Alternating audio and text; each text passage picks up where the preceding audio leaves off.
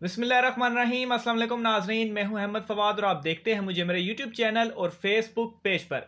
नाज़रीन, आज की सुई लाग में मेरे साथ मौजूद होंगे सीनियर सहाफ़ी फ़याज़ आज़िज़ साहब। सर, सबसे पहले तो आपको welcome, thank you very much, आपने हमें वक्त दिया। और फ़याज़ आज़िज़ साहब को आज हमने इसलिए मदऊ किया क्योंकि जो मुल्क की सियासत है इस वक्त वो बड़ी अहम जो खेल है उसमें दाखिल हो चुकी है। ख़ास तौर पर जो कुछ असम्बली में गुज़िश्ता 2-3 दिन से होता रहा और एकदम से अचानक से सूरत हाल तब्दील हुई और आज असम्बली का इजलास बग़ैर किसी शोर शराबे के आज हुआ और जो तकरीर थी शहबाज शरीफ की वो हुई। अचानक से क्या हुआ, शहबाज शरीफ साहब जो हैं वो अच्छे बच्चे किस तरह से बन गए, कोई अपोजिशन बेंचेस की जानिब से शोर शराबा नहीं हुआ। सर, आपसे ये जानेंगे कि ये अचानक से कैसे एकदम तब्दीली आ गई। बहुत शुक्रिया अहमद फवाद साहब, आपने वक्त दिया। पहले तो हम अपने नाज़रीन को ये बताएंगे कि चाहे 70 की दहाई हो या 90 की दहाई हो या 2012 की असम्बली, हम्म, उन तमाम असम्बलियों में ये सब कुछ होता रहा है। ये कुछ भी नया नहीं था। बाज़ लोगों ने इसे मखसूस एंगल बनाने की कोशिश की कि जी कुछ हम्म, नया हो गया, हम्म, और इससे कहीं ज़्यादा गालियाँ बकी जा चुकी हैं, और ये कोई फ़खरिया बात नहीं है। इससे कहीं ज़्यादा एक दूसरे के ऊपर हमले किए जा चुके हैं, हम्म। और हमारी तारीख के अंदर तो एक डिप्टी स्पीकर की कौमी असम्बली के अंदर डेथ भी हो चुकी है। अच्छा। जी, बिल्कुल। ये मशरक़ी पाकिस्तान के अंदर तो ये कुछ भी कोई ऐसी नई बात नहीं थी। मैं कतई को इसकी हिमायत नहीं कर रहा, लेकिन मैं नहीं, ये कह रहा हूँ कि इस वाकई की मैं डिटेल्स जानूंगा आखिर में। जी, जी, बिल्कुल। तो मामला ये है कि 2012 का बजट जब पीपल्स पार्टी हफ़ीज़ शेख ने जब पेश किया, तो इससे कहीं ज़्यादा जो है वो हंगामा रही पाकिस्तान मुस्लिम लीग नवाज़ ने की थी, हम्म, और लोग एक मखसूस एंगल दे रहे थे कि शायद इस दफ़ा सब कुछ हो गया। ख़ैर, अब आते हम्म, हैं उस मामले की तरफ कि उसके बाद अचानक अच्छे बच्चे कैसे बन गए। देखिए, हम्म। वो एक मुहावरा है उर्दू के अंदर कि मौत दिखाकर बुखार के ऊपर राज़ी करना। 2 अच्छा। अहम तरीन चैलेंजेज़ हैं इस वक़्त हुकूमत को बजट के बाद। बजट को हम्म, मैं बड़ा चैलेंज नहीं समझता, वो पास करा लेगी हुकूमत। जितने भी लोग असेंबली में मौजूद होते हैं, हम्म, उसमें से अक्सरियत जो है वो उसको सपोर्ट करते हैं, तो बजट पास हो जाता है। तो अगर पाकिस्तान मुस्लिम लीग नवाज़ के अरकान आ जाते हैं, हम्म, सारे जिनकी तादाद 178 के करीब है, तो बजट पास कराने में कोई मुश्किल नहीं होगी। इसके लिए सिंपल मेजॉरिटी उस दिन जितने लोग मौजूद हैं उतने चाहिए होते हैं। हम्म, चैलेंजेस क्या हैं? चैलेंजेस हैं, एक कश्मीर का इलेक्शन जो 28 जुलाई को होने जा रहा है, और दूसरा फैटफ जिसका जो इजलास है वो चल भी रहा है, और अनकरीब इसके ऊपर फैसला होने वाला है। और ये दो बड़े चैलेंज अब इमरान खान के लिए रह गए हैं। हम्म, पंजाब और खैबर पख्तूनख्वा की हुकूमतें मजबूत करने के बाद, मरकज़ में अपने कदम जमाने के बाद, एक अच्छा बजट देने के बाद, हम्म, और गिलगित बल्तिस्तान में हुकूमत बनाने के बाद, अब कश्मीर के इलेक्शन है। कश्मीर के इलेक्शन में अगर वही उसी रूटीन की तरह जैसे माजी में होता रहा है, या जो कि रवायत है कि मरकज़ में जिसकी हुकूमत होती है वो अगर जीत जाती है, तो एक बड़ा इम्पैक्ट होगा हम्म, कश्मीरी वोट नवाज शरीफ का, जो कि हम्म, पाकिस्तान के अंदर भी है और वहाँ भी इसी वोट के ऊपर वो जीते थे, तो बड़ा उन्हें सेट बैक होगा जो हम्म, परेशानी है अपोजिशन को। F hmm, A T F 28 में से 27 शराइत पूरी होगी, निकलने का चांस है। हुकूमत जो है वो मुसलसल पेशकदमी कर रही है, और अपोजिशन जो है वो एब्सोल्यूट होती जा रही है। उसके पास खेलने के लिए कुछ नहीं रहा। हम्म, उनको ज़्यादा से ज़्यादा जो है कुछ ना कुछ मीडिया कवरेज चाहिए। हाँ, लेकिन सवाल ये पैदा होता है कि मीडिया कवरेज तो हुकूमत की वजह से मिली, उन्होंने ऐसा क्यों किया? तो हुकूमत ने ऐसा इसलिए किया कि उन्होंने अगली जो तकरीर पीएम ने करनी है वो हम्म, अपनी सेफ बना ली है, जो किसी के ऊपर बात नहीं कर रहा। हम्म, और अगर जिस तरह से आज खामोशी के साथ शहबाज शरीफ की तकरीर सुनेगी, अगरचे उन्होंने बड़ा बोर किया, और फिर असद उमर की तकरीर के वक्त वो उन्होंने स्पोर्ट्समैन स्पिरिट का मुजाहरा नहीं किया, वो हम्म, वहाँ मौजूद नहीं थे शायद, जो मैं उन्हें नहीं देख सका। बाकी लोग तो बैठे हुए थे। हम्म, तो अब जब इमरान खान अगर तकरीर करेंगे, और माजी में हमेशा जब उन्होंने तकरीर की तो अपोजिशन ने शोर किया, और अब अगर वो शोर करेंगे तो फिर किसी को वो मुंह दिखाने के काबिल नहीं रहेंगे, हम्म, क्योंकि उन्होंने एक एग्रीमेंट अब कर लिया कि जनाब अब सबकी तकरीरें खामोशी से सुनी जाएंगी। अच्छा, अब एग्रीमेंट क्या हुआ? एग्रीमेंट ये हुआ कि अपोजिशन ने कहा जी कि हमने जो तहरीक जमा कराई है कासम सूरी के खिलाफ, वो वापस ले लेते हैं।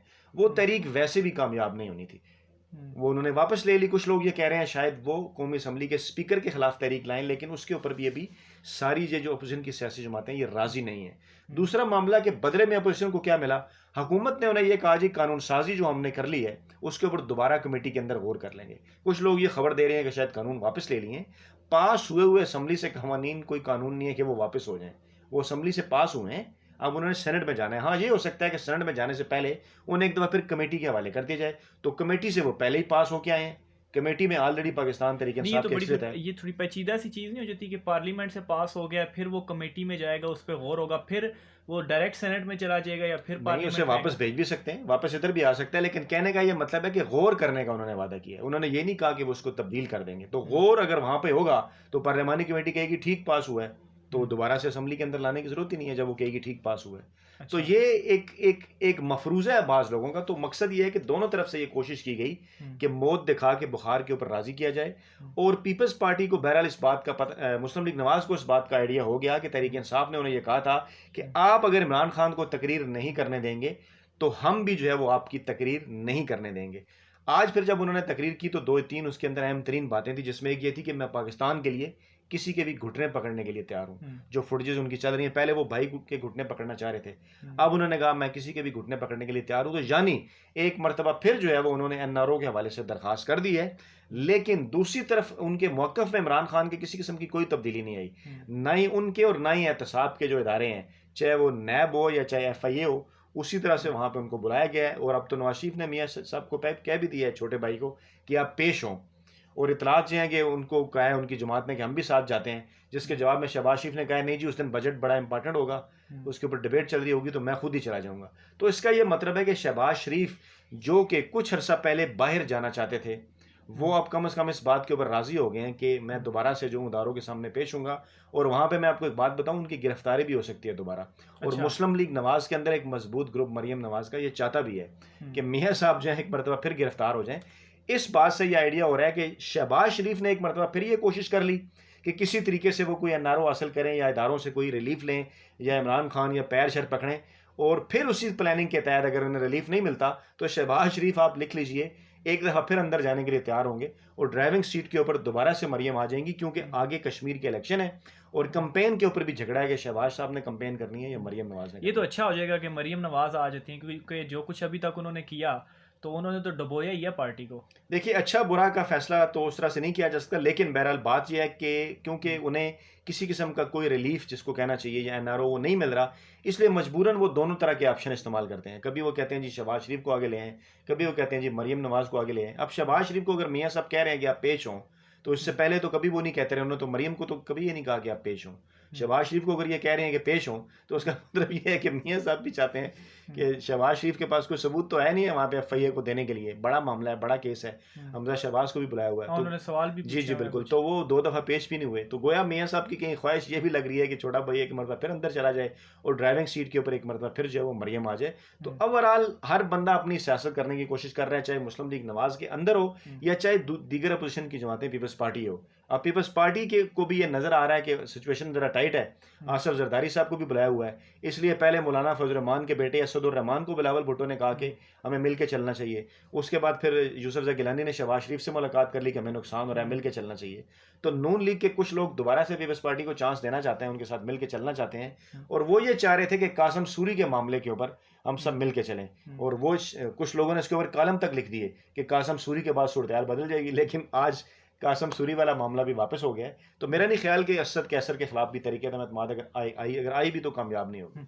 ये नहीं कि अपोजिशन, ये जो सारा जितना उन्होंने हंगामा किया 3 दिन, ये सिर्फ इसलिए था कि वो जो बिल जो कि पाकिस्तान के हक के लिए इमरान खान ने वो लेकर आए थे, और ऑब्वियसली जो आलमी अदालत ने कुलभूषण के हवाले से कहा था, तो इतना शोर शराबा सिर्फ उस बिल को गौर करने के लिए था या अंदर कुछ और भी थी इसमें? देखिए, अपोजिशन किसी भी मुल्क में उसकी एक कोशिश होती है कि अगर वो कोई कानून पास होने से ना रुकवा सके तो कम से कम ये ज़रूर कर रहे हैं कि उसमें कोई शिक ऐसी खुद भी वो शामिल करवा लें।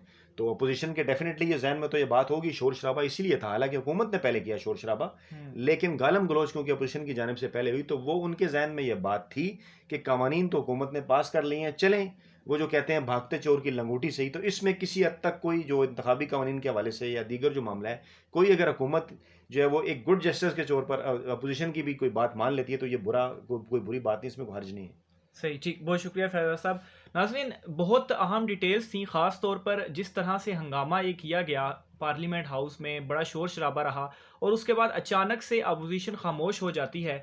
तो ऑब्वियसली एक तो उसमें ये था कि वो अपनी मर्ज़ी से कुछ ना कुछ कानून लेकर आना चाहते हैं, जिसकी वजह से उन्होंने गौर करने का कहा। देखते हैं अब मज़ीद इसमें हुकूमत की जानिब से उन बिल्स में क्या गौर किया जाता है। इस हवाले से जो भी डिटेल्स होंगी वो आप नाज़रीन तक पहुँचाते रहेंगे। आज की व्लॉग से मुझे और फैज़ल साहब को इजाज़त दीजिए। अल्लाह हाफ़िज़।